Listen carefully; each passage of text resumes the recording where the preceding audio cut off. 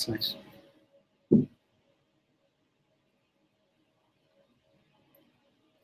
Hello, everybody. This is Eric Saviano with Enroll Nebraska. I am the statewide coordinator for this group, and I want to welcome you to our presentation on the Affordable Care Act and women's health. We're going to be talking about some of the effects of the Affordable Care Act as we sort through technical, there we go, no more cursor blinking, hopefully. And this is one of our regular sessions. We are you are part of a series of webinars that we are trying to host to give basics of the Affordable Care Act, some Medicaid expansion items, some Medicaid specific items about Nebraska, and also just general health issues that come up in our state. So welcome, and let me share a little bit more. So if you need to contact me or would like to for anything, just feel free to give me a call or shoot an email. Any questions you have after, you can also talk to our presenter today, who's going to be Molly McCleary with Nebraska Appleseed. So I want to give you a brief overview of what we're going to be doing today. All of the materials that we are going to be talking about are going to be found at enroll-ne.org/EEG. That is for education and engagement group. You all now have access to this. Everyone does, but there are archived presentations just like this one, as well as YouTube videos of exactly how it went, what we were doing, and materials and slides of the presentation itself. So lots of information, and it all dates back, some of it all the way to last year in July. So there are lots of information, lots of things to find there. And I want you to be sure you have today's as well. If we have technical difficulties, you can always turn to there and find the slides for today, as well as the 2 downloadable flyers that we have created in conjunction with Nebraska Appleseed about this topic. So for the agenda, we're going to once again go through Enroll Nebraska and share a little bit about what we do and what we are trying to do in the state related to enrolling folks in health coverage. We're going to talk through, and I'll hand it over for the Women's Health and the ACA presentation. We're going to talk about resources and outreach that you can do within your networks that could be useful in getting folks enrolled in healthcare and get people educated up on the information that we're going to be talking about today. And then there's plenty of time for questions and answers that will take place at the end of this presentation. I'll direct you to the chat box as well. It should be on the bottom right-hand corner of your screen. That's where everybody on the call is muted, but you can still ask your questions at any point, and we'll do our best to get back to them by writing, or we'll answer them at the end of our presentation with our expert by talking at the end. So those are some of the basics. We will get right into our overview of Enroll Nebraska then. Yay! This is Enroll Nebraska. It is a program or a coalition led by Nebraska Appleseed here in Nebraska. And it's a statewide network of people like you, community organizations, enrollment assisters, healthcare providers, and advocacy groups. All people interested in getting people enrolled in health coverage in our state. So a great group of people who have been part of this group from 3 years ago when the Affordable Care Act kicked in with enrolling folks, and also people who have just joined and maybe heard about it through a friend today. So we want to welcome everybody, and there's a place for you, especially through these educational webinars as we move forward. We host a website, enrollnebraska.org or enroll-ne.org, as you saw on the previous slide, that has lots of resources for you as community organizations or as enrollment assisters. We have a map of all the folks in Nebraska doing enrollment assistance work. Those are the people who get paid to do free assistance for anybody in the community. Any consumer, you can share this link with folks. Any consumer, anybody who wants to find somebody to ask questions to about the Affordable Care Act or Medicaid in Nebraska, can find help through the Enrollment Assister map. It's free to them, and we encourage folks to go to there to find folks. We also have an events calendar of enrollment events and important dates that's available for the public on our website. The start of open enrollment, which is November 1st this year, running through January 31st, as well as any events near you. It's organized by webinars as well. Folks can get access to that anytime at enrollnebraska.org/events.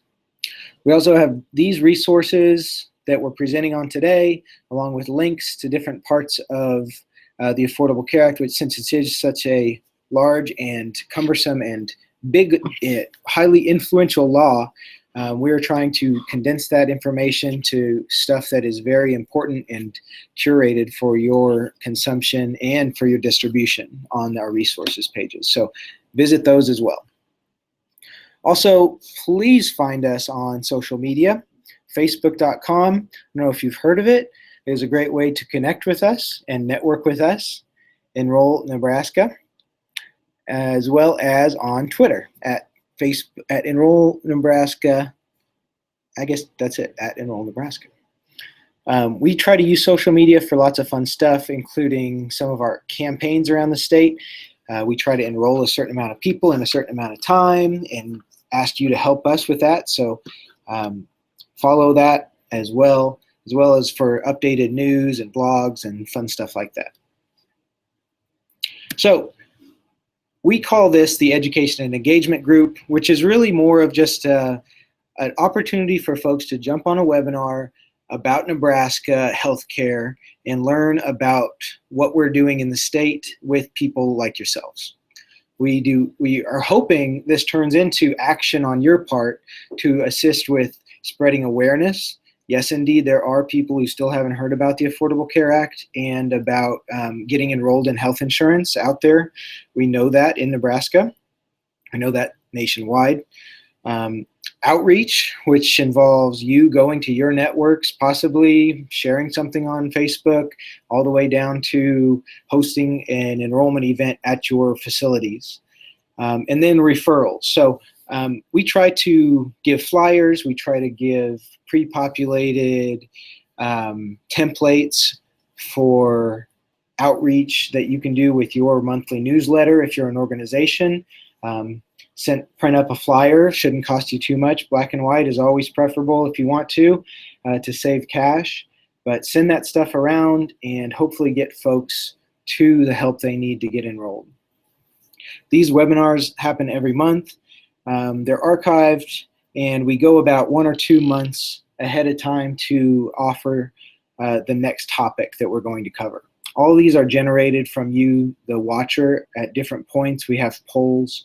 None today, but we have gotten these topics from people who attend these webinars specifically. Low investment, high impact. Thanks for being here. That's the Enroll Education and Engagement Group.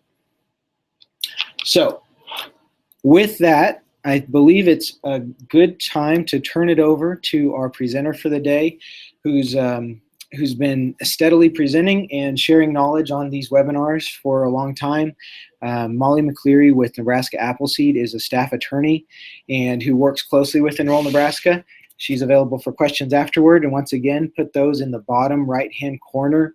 It should be a message box that we'll share with the whole group, including us admins. So with that, I'll turn it over to Molly and her presentation. Hi, everybody. As Eric mentioned, my name is Molly McCleary, and I'm the Healthcare Access Program staff attorney here at Nebraska Appleseed. Today, we're going to talk about the impact that the Affordable Care Act has had on women's health and women's health coverage in particular. This is a pretty big topic and a lot of information to cover, and so I tried to cater this to what I thought folks might be running into when they are helping people enroll on the ground, or questions that they might be getting in the community. We're going to talk about a couple areas in particular. First, the impact that the Affordable Care Act has had on insured rates. Additionally, some of the changes with rate setting and premium setting that have gone into effect with the Affordable Care Act as compared to before the Affordable Care Act. And then we'll really focus on essential health benefits. So the type of coverage that folks are able to access under the Affordable Care Act, and how a lot of the changes in coverage are really beneficial for women. So we'll look specifically at maternity coverage, preventive services, and then contraceptives as a preventive service. As Eric mentioned, feel free to chat questions into the chat box. To the extent that I can, I'll answer them as I go, but we'll definitely have time at the end. So the first area we wanted to talk about was the impact that the ACA has had on insured rates in the country. In 2011, our national uninsured rate was 15.1%. And then this fall, in 2016, our uninsured rate was 9.1%. So that's a huge reduction in the number of uninsured folks in the US. Specifically looking at women, there's been a huge reduction in the number of uninsured women. As of 2015, that number of uninsured women had decreased by 7.7%. And the March of Dimes estimated that in the first couple of years of the ACA, 5.5 million women between the ages of 18 and 44 got coverage. So those are really big numbers. And I guess, why are we talking about insured rates? Well, one, we all know that access to insurance can be a good indicator of our national health and our focus on health outcomes. So when people have access to coverage, they're more likely to access the services that they may need to be healthy. We also know that under the ACA, the type of insurance that folks are able to access has changed dramatically. So not only do we have more people covered, they're covered under a different kind of coverage. So they're covered in a different way. Because of some of the ways that insurance coverage operated prior to the Affordable Care Act, women especially face barriers to coverage, either accessing coverage at all, as we see from some of the uninsured rate statistics, or accessing complete coverage or comprehensive coverage that provided the types of services that they needed. The ACA has worked to address some of these barriers, and that's kind of what we'll walk through in more detail.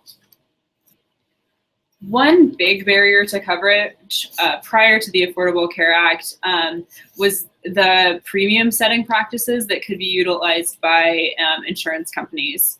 The ACA dramatically impacts how insurance companies are able to set rates or set premiums. Before the Affordable Care Act, it's estimated that 90% of individual plans were gender rated, which means that the plans that you'd buy on the individual marketplace, so going to a local insurance agent and purchasing your own plan, not a group plan, 90% of those had different rates for women than similarly situated men. So if you took one woman and one man, all characteristics similar except for gender, a woman would be paying roughly 30% more than men for that same coverage. One question that I get whenever I present this statistic is whether women were paying more because of things like maternity coverage or some, specifically female-oriented coverage pieces in their plan. This statistic is excluding plans that offered maternity coverage, so it's literally the same insurance coverage. And it's estimated that if we look at that 30% more than men for the same coverage, that on average, women were spending about $1 billion total more per year in premiums than men.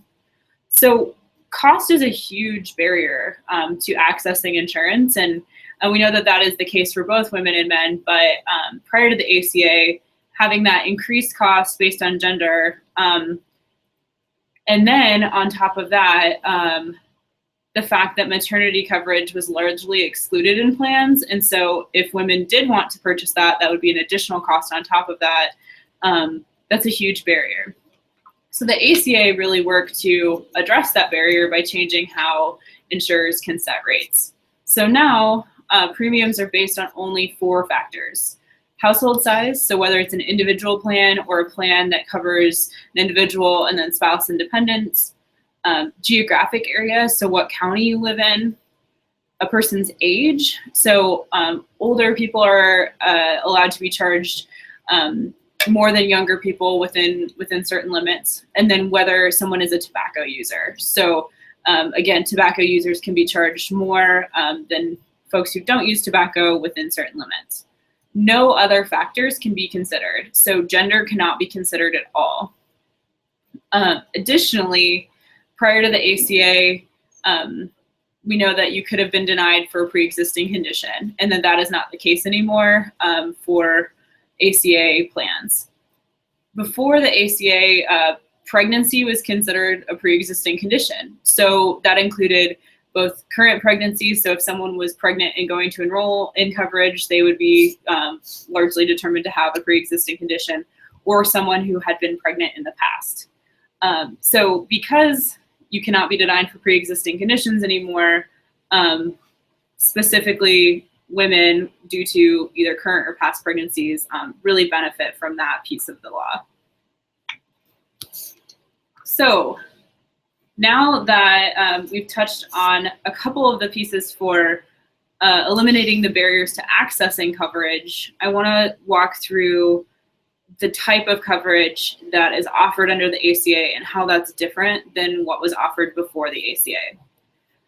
As I mentioned, the ACA dramatically changes the type of coverage that's offered, and this is changes for everyone, for men and for women.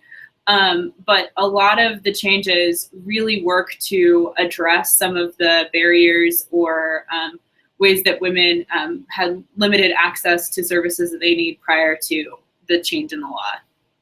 So all qualified health plans, or QHPs, these are the plans offered on the marketplace, or individual plans that count as that minimum essential coverage. So if you're buying insurance to avoid that individual mandate penalty, that plan has to cover what are called the essential health benefits, or EHBs. These are the set of 10 benefits that form the basis for all individual health coverage. It's basically the service array that's standard for all plans. So if you go on a marketplace website to enroll and you see the different plans that are offered to you in your area, all of them will have this same set of 10 benefits that form that basis of coverage. There may be some folks who have plans right now that don't have the 10 essential health benefits if they still have a grandfathered in employer plan that they had prior to the ACA, or if they've purchased plans that are not deemed as minimum essential coverage. So if they bought a short-term plan or some sort of private insurance plan that doesn't provide all of the benefits. But for the majority of plans offered at this point, and slowly, increasingly more of those plans offered will have all of these 10 essential health benefits. So what are the 10 essential health benefits?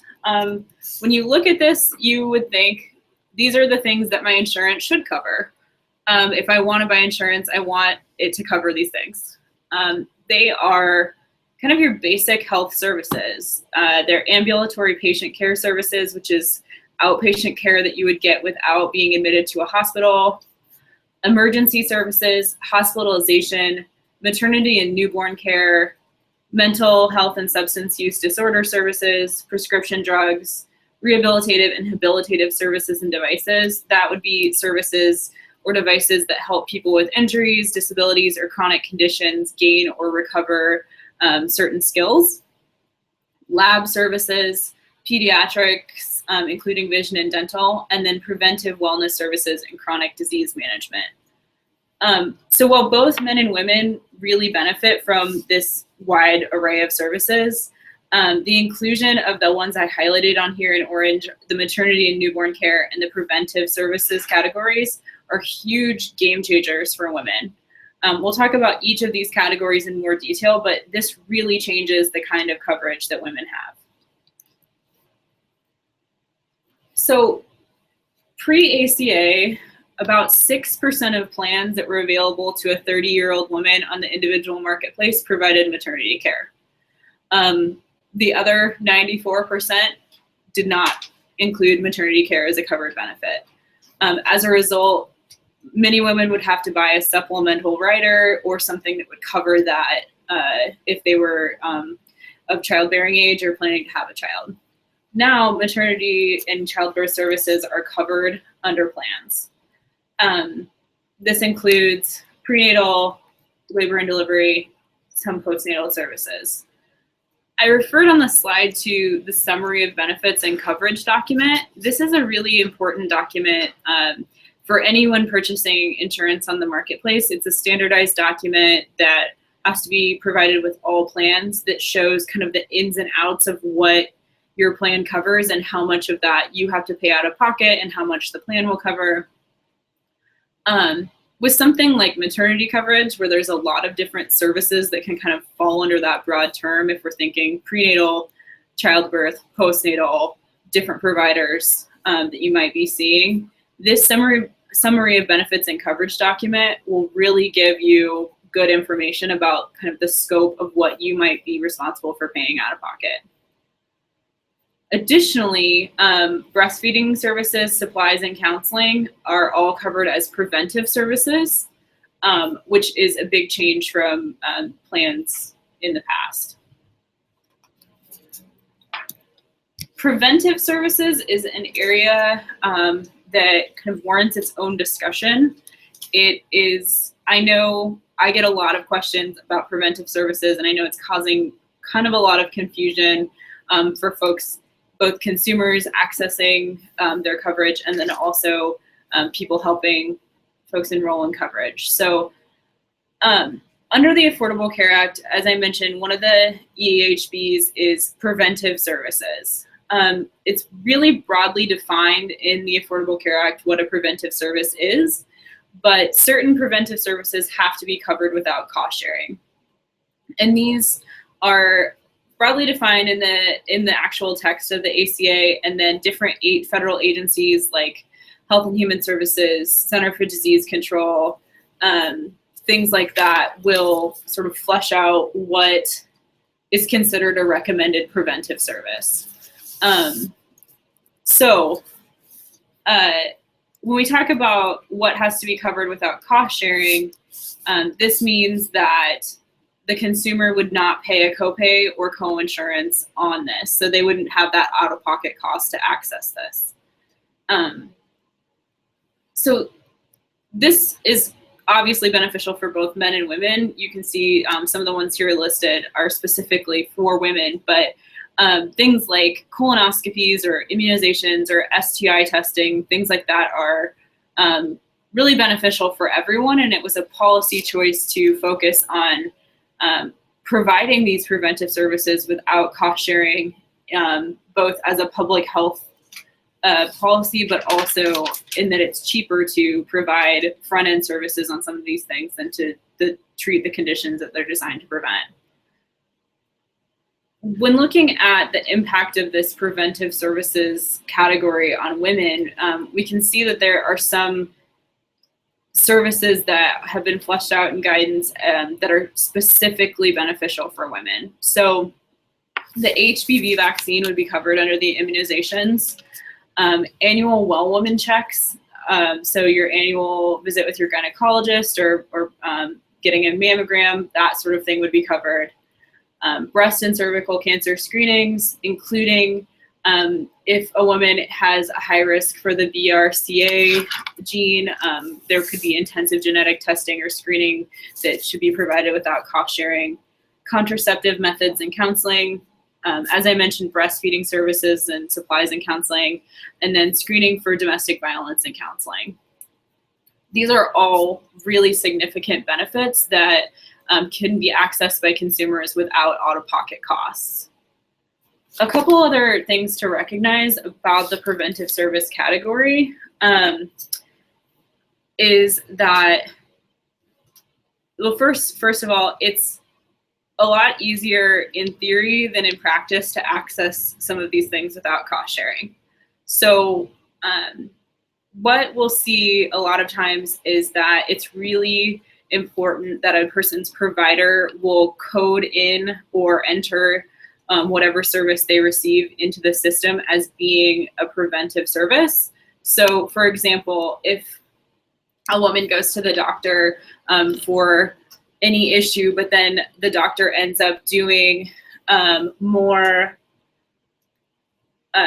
what some of the services or some of the tests that might be included in a well woman visit. If the doctor doesn't code that as a well woman visit, it might end up with the normal office visit copay. So as a consumer, this can be really confusing. And so it's important to, when you're talking to your doctor, lay out your expectations of what you think your insurance covers and really talk that out with your provider. Additionally, plans can impose age limits or things like that on it, on some of these services. So for example, with the immunizations, the HPV vaccine, I believe is only considered to be effective up until age 27. And so if you're outside of that age range, then your plan might impose the cost of that because you're outside of the recommended age range. Similarly, certain tests you have to be considered high risk for. So like that RCA gene, if you don't have, if you haven't been screened as being high risk for that, then you might end up being charged, versus if you meet the risk factors, then you could get that without cost sharing. Additionally, another really important part of this is that a plan can't impose cost sharing for things that are considered like integral parts of a service that might not be exactly part of the service. So let me give a couple examples of that. There was a big issue a year or so ago where folks were going and getting colonoscopies, both men and women, and their doctor would find a polyp and then remove the polyp, and they would get the colonoscopy for free, but then the polyp removal was being charged for, which is, if you know anything about colonoscopies, you know that's just sort of what a doctor does when they're in there doing that. It's sort of part of the whole thing. And so the federal government has said in guidance, like a plan can't impose cost sharing for the cost of that removal when it's an integral part of the service being offered.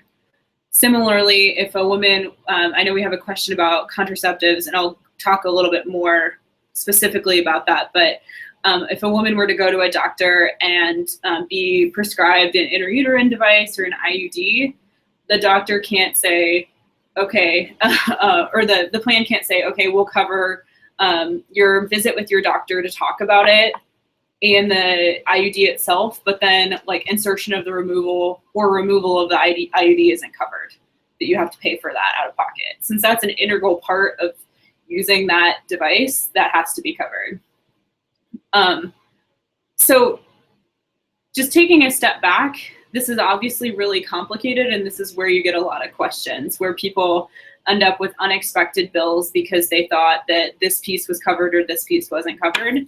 And that's why I think it's really important for consumers to really know what their plans cover before they go to the doctor. And that will either be spelled out in that document that I referred to a couple slides ago, or in the packet of information they receive after enrollment. But then also just talking to your provider at your appointment. I think a lot of times they understand what has to be coded in for something to be covered without cost, and just really fleshing that out with them is helpful. So preventive services include contraceptive methods and counseling. So we'll talk specifically about this. This is something that gets a lot of questions. So I think at the beginning of the rollout of the Affordable Care Act, this contraceptives and birth control was really framed as being, you should get your birth control for free under the ACA, which is true, but also not completely true in practice. And so as folks who are working with people trying to access that benefit, or individuals trying to do that themselves or just trying to understand what's happening, it's important to know how this really works in practice. I know that for some, this is a sort of controversial topic. There's been a couple Supreme Court cases about contraceptives having to be covered under insurance plans. Generally, those are the cases that have really challenged this have been about employers having to provide this benefit for their employees in employer-sponsored coverage. It's generally less controversial on the individual marketplace where consumers are purchasing their own coverage. So what is the rule and how does this actually work? So under the Affordable Care Act preventive services category, certain contraceptives are considered a preventive service, so they're covered without cost sharing. This also includes no cost sharing on patient education, counseling, or clinical services. So that means if I go to my doctor and I want to have a conversation with my doctor about what birth control is right for me, that counseling and that education also should be covered without cost sharing. So I shouldn't have an office visit for that as well. The clinical services piece would be what I mentioned with like, if you have an IUD and the insertion appointment or things like that should also be covered. Where this starts to get tricky is that the federal government, I think someone linked actually to the FDA guide in the chat box, but in order to be compliant with this requirement, insurers have to cover one of each of the 18 methods included in the FDA birth control guide. And Ashley, thank you for linking to that. It's a chart that lists kind of all of the FDA approved birth control items or services, and in order to be compliant, the insurer only has to cover one of each of those kinds. So for any given type, there might be a number of different kinds that a consumer might want to access, but in order to be compliant, their insurer might only cover one of them. So for example, there are 3 different kinds of birth control pills. An insurer could provide one of each of those 3 different kinds and be compliant, even though there are a wide variety of different kinds of pills, or different brands or different names of pills that might fit into those 3 categories. The impact of this has really been significant. According to the U.S. Department of Health and Human Services, around 55 million women have benefited so far from access to contraceptives without cost sharing, and they estimate that that's roughly $250 to $300 a year saved in out-of-pocket costs. So that's pretty significant. So where this gets a lot of questions is where plans can use what are called reasonable management techniques to control costs. So in addition to only having to provide one of each of the 18 categories, plans can also engage in what are called these reasonable management techniques. Examples of this would be covering only generics or creating drug formularies, which are essentially lists where only certain birth control pills would be covered. So a plan could say, we're only going to cover generics, and a doctor could prescribe for a consumer a non-generic item. If this is the case, the plan has to have an easily accessible, transparent, sufficiently expedient exceptions process. That is a really long way of saying that if your doctor says that this particular type of contraceptive is medically necessary for you, and it is not covered at by your insurance because it's, maybe it's a named brand, they only provide one type of birth control patch and you had type number 2 and they don't cover it. There has to be a waiver process where you can go through the process, show that your doctor said this is medically necessary and required for me, and they should have to provide it without cost sharing. This is supposed to be not unduly burdensome for the consumer or for the provider.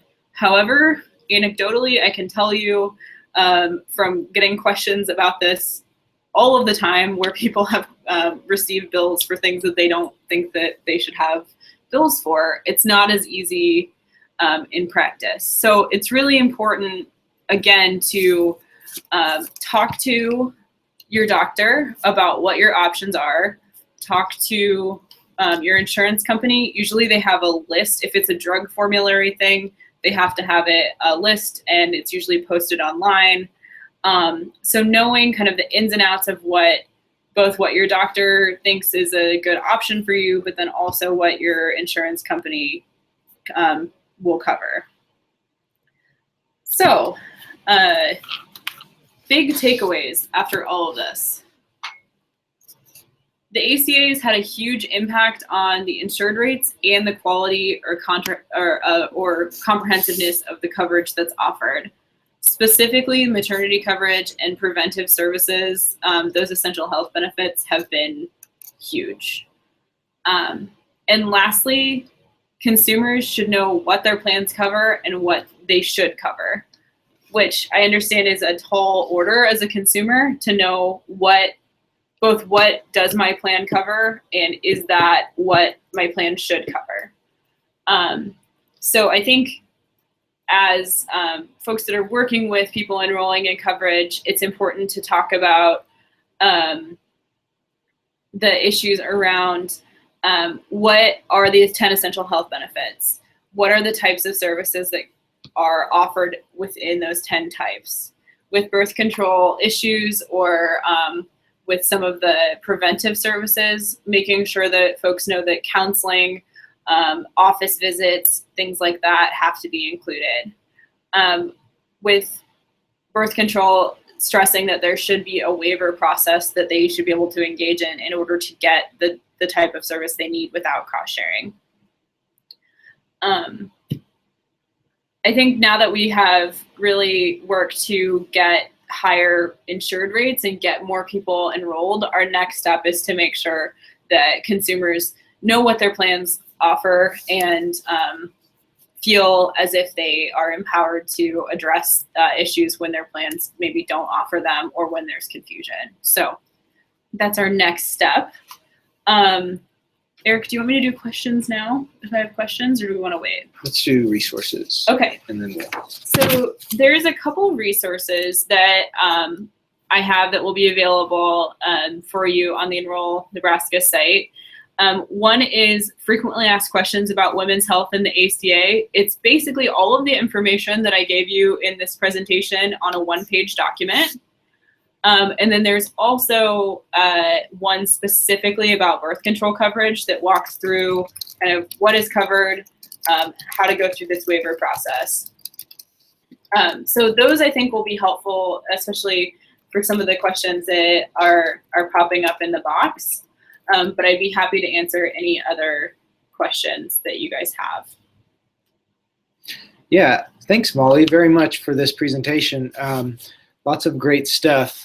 And folks, I just put it in the chat box, but if you have questions, now's a chance to put them in the chat box on the bottom right-hand corner of your screen.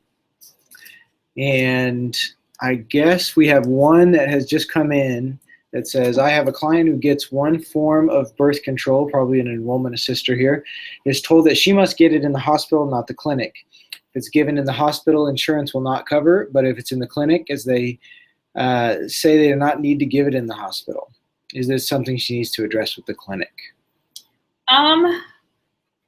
This is I've heard this sort of situation before, where they might, it's not a hospital or clinic question that's been presented to me before, but where they will say you have to purchase from a certain pharmacy, or a lot of times folks will be required to order things through the mail and not do like a walk-in pharmacy. So I would guess that this is something that they are considering kind of like a reasonable management technique to control costs.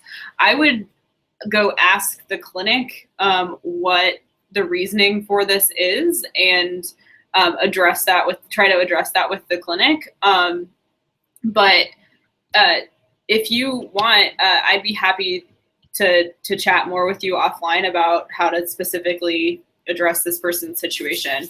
I'm guessing their reasoning will be that this is a way that they can kind of control costs, is by only providing it out of one place. But yeah, I'd be happy to talk more about that if talking to the clinic doesn't address that. Okay, well, I had a question for you, Molly, if you don't have any more coming in quite yet. So folks, continue to put them in the box, and while you do that, I'll ask, what do you know about something I've been reading about is the tampon tax? Is that in any way related to the ACA, and can you describe it, what's going on with that? It's not related to the ACA, but it is kind of becoming a hot topic across the country in a number of different states where tampons are being charged a tax as if they are a good or a luxury item, is sort of the classification that they're being put in, which I think most women would laugh at that categorization.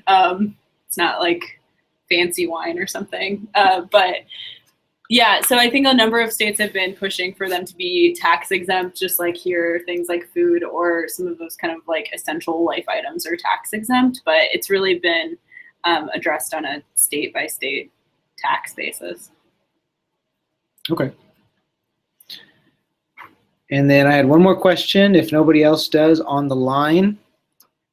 You mentioned hearing things about healthcare in Nebraska, and I know Nebraska Appleseed has a line for folks to call with issues and questions about anything and everything in the state, social service related. So are there any other issues in women's health in Nebraska that you can speak to that are hot topics that are specific to our state, things that are happening around us?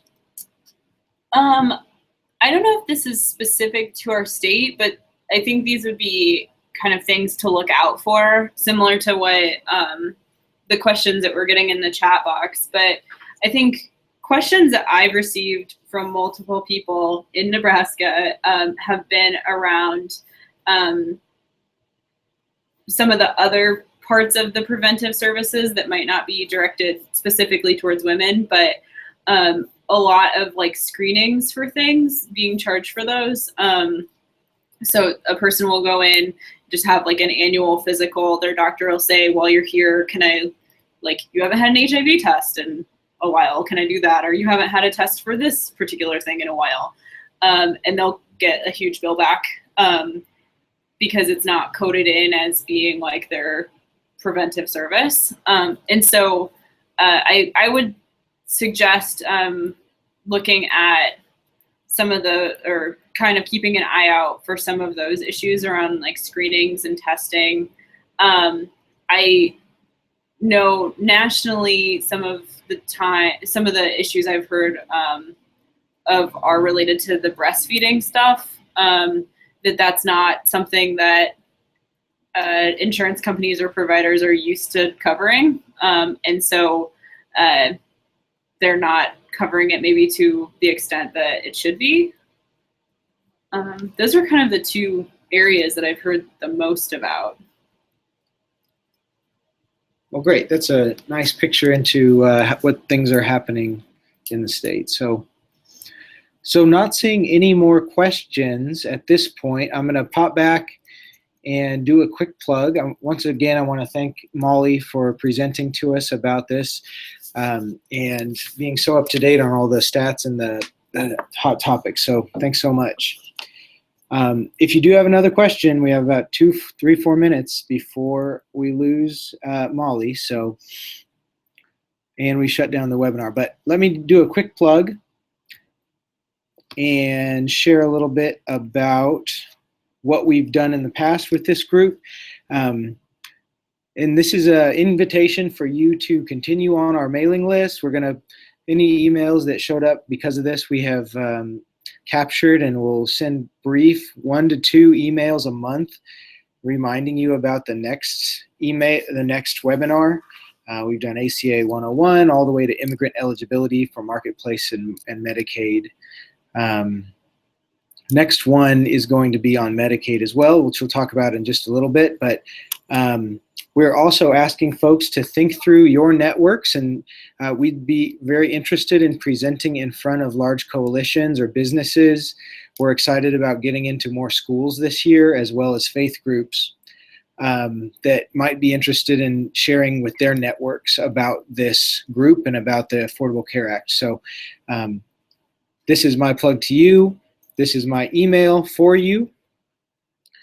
We'd love for your suggestions and maybe your network to help get more information about this. So send us those leads and we would love to follow up with you about those.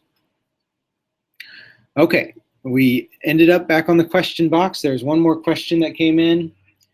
And Molly, did you get a chance to read that? Chronic disease management. So we have a question from Ashley, whether a CPAP machine would be considered a medical device for chronic disease management or rehabilitative service. That's a good question. I've never encountered that question, but I would let me look into that and I can get back to you because I'm sure that is something that comes up a lot. So yeah, I will. I have your information, Ashley, so I can look into that. All right. Well, we'll wind down here with our next webinar plug as well, the Medicaid 201, which is our next topic, as well as the coverage gap. We're going to talk a little bit about the efforts here in Nebraska to close the coverage gap, as well as some of the efforts around the country that have happened. Like our state, we are continuing to hope for that at Enroll Nebraska for sure. So our next one is going to be on a Thursday instead of a Tuesday. It's going to be July 21st from 12 to 1 p.m. Same time, different day of the month. And the registration is once again at enrollnebraska.org/EEG. It's up there right now. Same place you downloaded some of those resources you are going to share with your networks right after we hang up with this call. So with that, and not seeing any more questions come in, we'll just say have a great day and thanks for joining us on our webinar and talk to you soon.